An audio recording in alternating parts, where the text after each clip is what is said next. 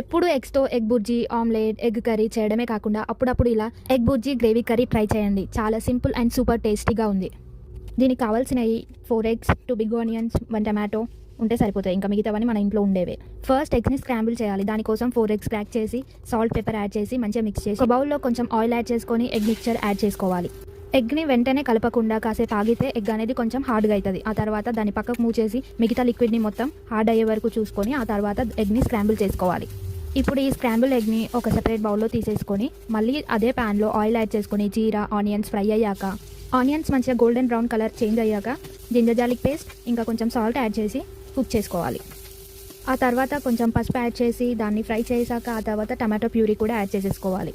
Tomato puree మంచిగా ఆనియన్స్తో mix చేసి ఒక 5 మినిట్స్ కుక్ చేశాక కారపొడి, ధనియా పౌడర్ యాడ్ చేసి ఒక 5 మినిట్స్ కుక్ చేసి కొంచెం వాటర్ కూడా యాడ్ చేసేసుకోవాలి. ఆ తర్వాత కొంచెం గరం మసాలా, కసూరి మేతి అవన్నీ వేసేసుకొని ఒక 2 మినిట్స్ ఆయిల్ పైకి వచ్చే వరకు కుక్ చేసి తర్వాత స్క్రాంబుల్ ఎగ్స్ యాడ్ చేసేసుకోవాలి. ఎగ్ని, గ్రేవీని రెండు కలిసేట్టు మంచిగా మిక్స్ చేసి ఒక 5 మినిట్స్ కుక్ చేస్తే ఎంతో tasty egg bhurji gravy curry ready. అన్నం చపాతీలోకి ట్రై చేయండి, చాలా యమ్మీగా ఉంటుంది. For more recipes please do like and subscribe to my channel.